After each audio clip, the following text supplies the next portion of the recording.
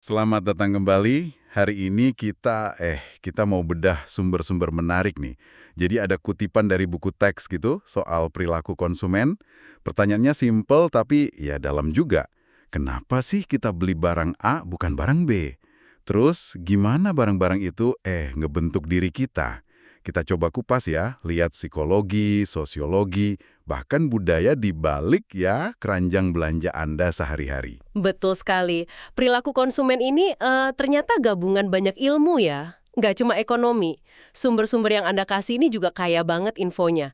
Mulai dari gimana warna kemasan bisa nipu lidah kita, sampai gimana circle pertemanan itu ya ngebentuk selera fashion kita misalnya. Jadi misi kita hari ini katakanlah menyaring insight paling penting dan mungkin yang paling bikin kaget gitu ya dari bahan-bahan ini. Khusus buat Anda. Tujuannya, biar Anda lebih sadar, lebih melek gitu pas ambil keputusan beli ini itu. Oke deh, mari kita mulai bongkar pelan-pelan. Siap-siap ya, mungkin nanti ada momen Anda bergumam, oh jadi itu toh alasannya saya suka merek X, atau selalu beli produk Y. Mari kita lihat, seberapa banyak sih pilihan kita yang benar-benar bebas. Kita mulai dari yang paling dasar dulu kali ya, indera kita. Pernah nggak kepikiran, kenapa sih sup Campbell itu warnanya merah putih? Kok ikonik banget? Nah, sumber kita bilang, itu bukan hasil riset pasar yang canggih loh. Tapi, karena dulu ada eksekutifnya yang ngefans banget sama seragam football Universitas Cornell. Gitu doang? Hahaha, beneran. Cuma karena itu? Iya, katanya gitu. Atau nih, contoh lain yang menarik dari Denmark. Ada keju namanya Castello Bianco. Awannya, nggak laku. Padahal rasanya enak. Usut punya usut, ternyata gara-gara kemasannya warna merah. Orang Denmark itu nggak biasa lihat keju putih dibungkus merah. Jadi mereka mikir, wah ini pasti rasanya manis nih. Aneh kan? Oh gitu ya, jadi ekspektasi rasa gara-gara warna kemasan ya. Betul. Begitu kemasannya diganti jadi putih, langsung laku keras. Nah, itu contoh bagus banget gimana persepsi sensori kita itu bekerja. Seringnya di bawah radar kesadaran kita. Penglihatan ya jelas, warna, desain. Terus penciuman kayak aroma khas di toko-toko tertentu, Hugo Boss misalnya, itu sengaja diciptakan kan? Bahkan pendengaran loh, ada studi katanya keripik kentang yang bunyinya lebih kriuk, itu dianggap lebih enak rasanya. Wah serius? Sampai segitunya ya? Iya, rasa juga bisa dipengaruhi faktor lain. Contohnya nih, kenapa rasa gurih atau umami itu lebih nonjol pas kita di pesawat? Ternyata, kebisingan di kabin pesawat itu bisa menumpulkan persepsi kita terhadap rasa manis. Jadi yang gurih lebih terasa. Sentuhan juga penting banget. Banyak orang kan harus pegang-pegang dulu barangnya sebelum yakin mau beli.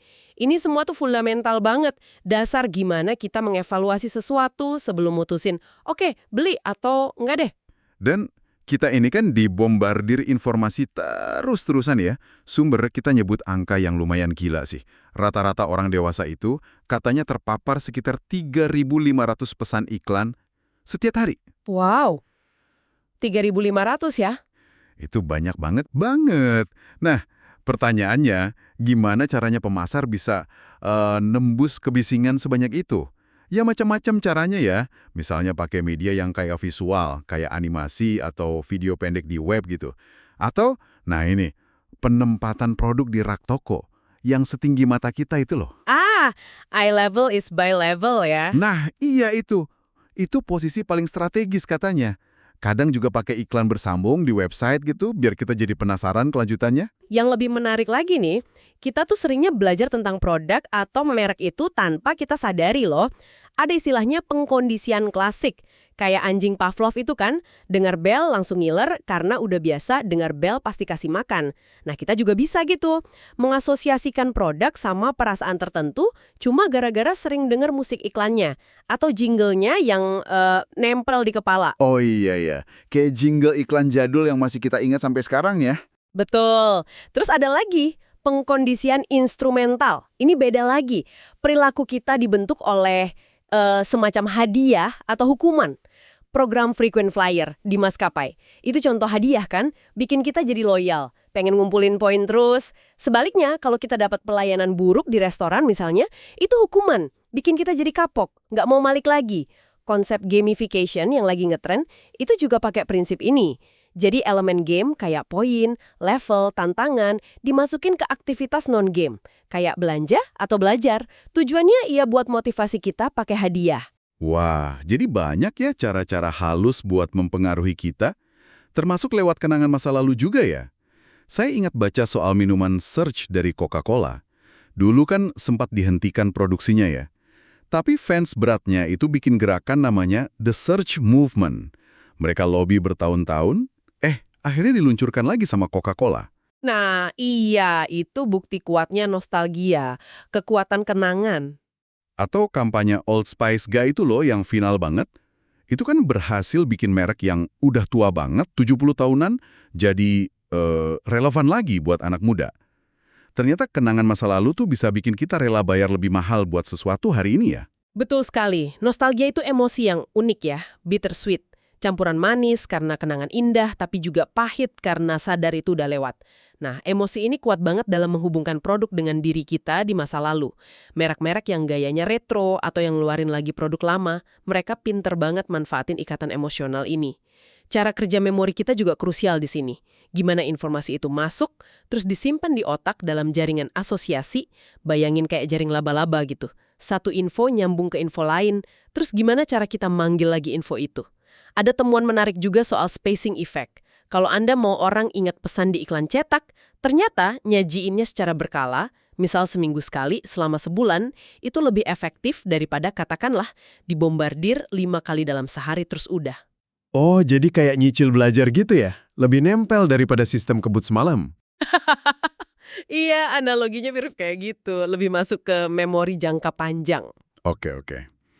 Jadi kita dipengaruhi indera, belajar tanpa sadar, bahkan sama kenangan. Tapi kan kita nggak hidup di gua ya, kita makhluk sosial. Gimana pengaruh orang lain? Sumber-sumber ini banyak banget bahas soal kelompok sosial. Kita tuh cenderung konform ya, ikut-ikutan aturan nggak tertulis gitu. Mulai dari gaya baju biar nggak diomongin, sampai milih kado ulang tahun yang pantas buat teman. Selalu ada tekanan kelompok, ya kan? Banget. Dan nggak cuma di dunia nyata loh. Di dunia maya juga kuat. Contoh ekstrimnya ya internet trolls itu. Mereka berani ngomong kasar, nyerang orang karena ngerasa anonim, ngerasa nggak bakal ketahuan. Ini mirip konsep Giges Effect dari mitos Yunani kuno itu loh. Oh, yang cincin bikin nggak kelihatan itu ya? Iya betul. Cincin yang bikin pemakainya nggak kelihatan, jadi dia merasa bebas berbuat apa aja tanpa konsekuensi. Anonimitas di internet kadang bisa punya efek serupa. Kelompok referensi kita bisa keluarga, teman, komunitas hobi, bahkan selebgram idola itu punya 3 jenis pengaruh utama menurut sumber kita. Pertama, pengaruh informasional, kita cari info produk dari mereka. Kedua, utilitarian, kita ikutin biar diterima atau dapat hadiah sosial dari kelompok. Ketiga, nilai ekspresif, kita pakai produk tertentu buat nunjukin, gue bagian dari kelompok ini loh. Contohnya kayak komunitas merek gitu ya. Di sumber disebut pengendara Harley Davidson yang sering dijuluki Rubes itu. Rich Urban Bikers ya, iya. Itu contoh kuat gimana merek bisa jadi perekat komunitas, menciptakan rasa persaudaraan dan identitas bareng. Kekuatan sosial juga bermain. Kita mungkin niru gaya idola kita, kekuatan rujukan, atau lebih percaya omongan dokter soal kesehatan daripada iklan, kekuatan ahli. Dan jangan pernah remehkan kekuatan WOM, word of mouth. Omongan dari mulut ke mulut, rekomendasi teman atau keluarga, itu seringkali jauh lebih dahsyat efeknya daripada iklan jutaan rupiah. Iya, bener banget.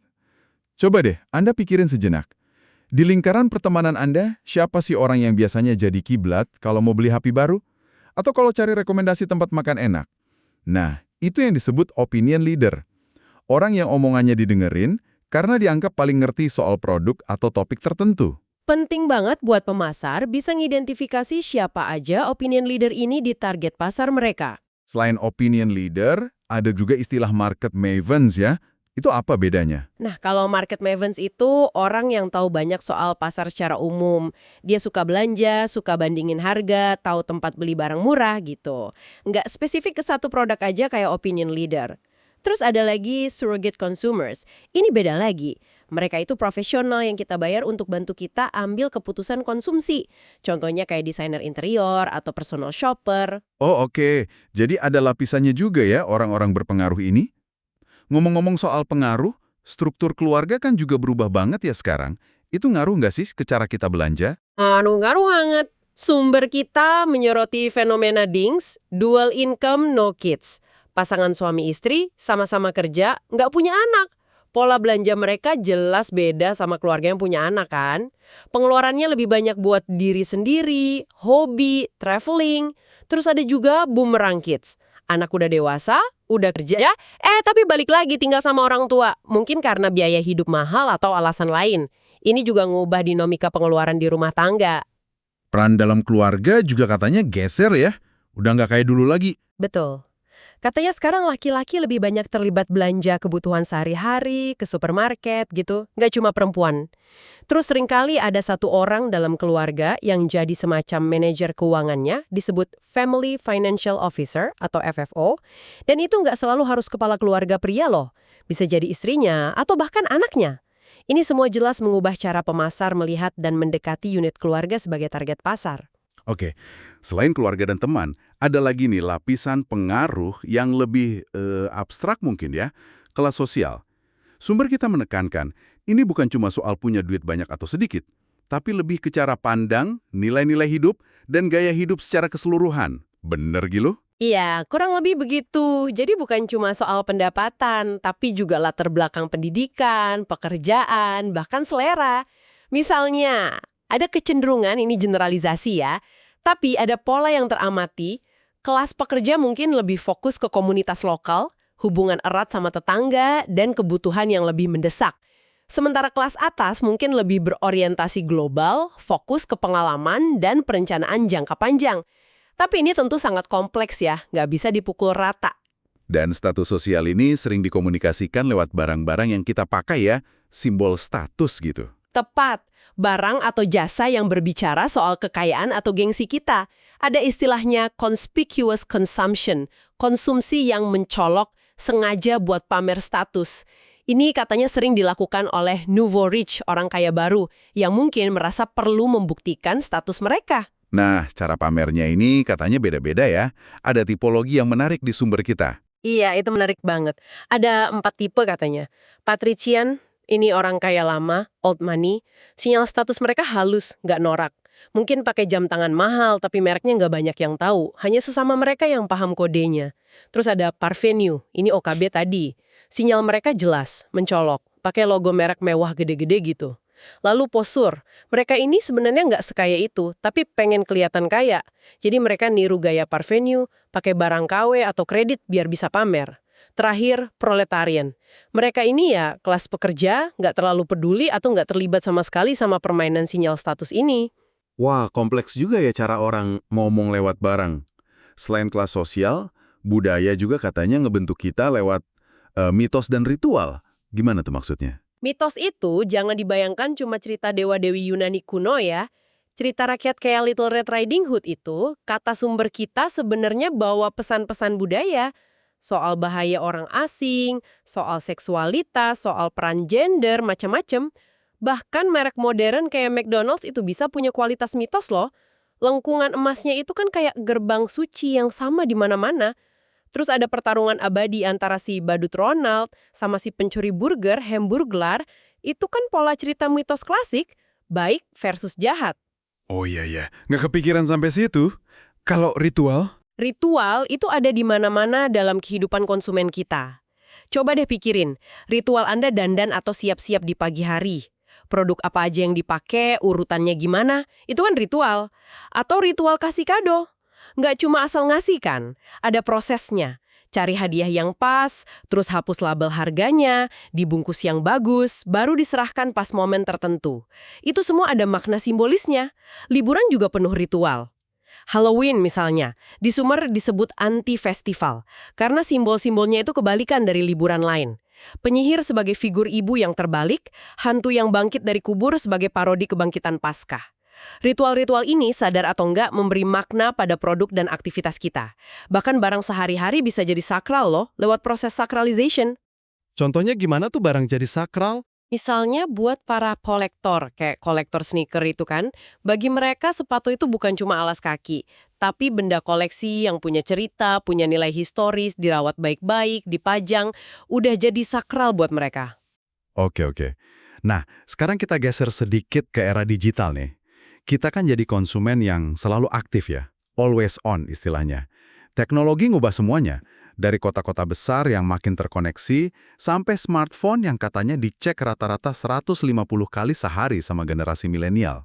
Gila ya, 150 kali. Iya, dan data yang dihasilkan dari semua aktivitas digital kita ini, wah, luar biasa banyaknya. Walmart aja, kata sumber kita, itu ngumpulin 2,5 petabyte data pelanggan setiap jam. Petabyte, itu seberapa banyak ya? Itu setara katakanlah puluhan juta lemari arsip yang isinya teks semua. Banyak banget. Data yang makin akurat. Mereka bisa tahu apa yang mungkin akan kita beli berikutnya. Tapi ada sisi lainnya juga kan. Ada yang namanya filter bubble. Algoritma di medsos atau mesin pencari itu cenderung nyajiin info yang sesuai sama apa yang udah kita yakini atau sukai sebelumnya, berdasarkan riwayat kita. Akibatnya apa? Kita jadi makin jarang ketemu sudut pandang yang beda. Kita kayak hidup di gelembung informasi kita sendiri. Bener banget.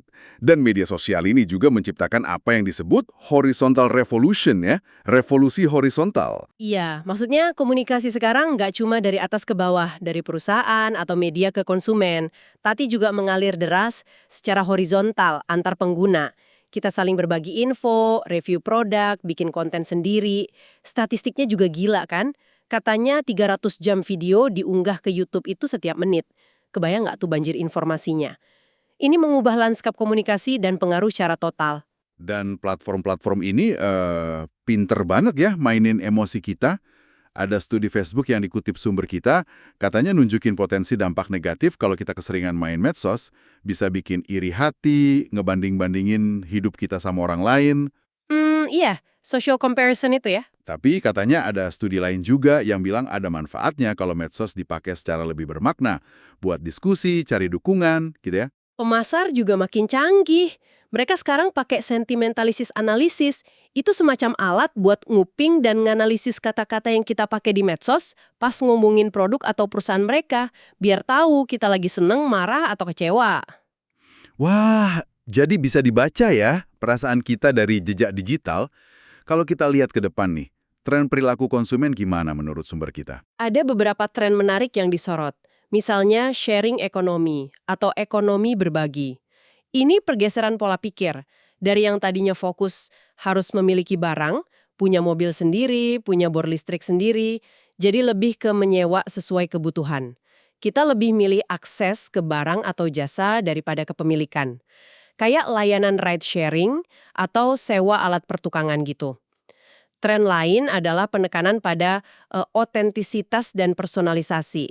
Orang makin nyari produk yang asli, yang jelas asal-usulnya, yang ada ceritanya.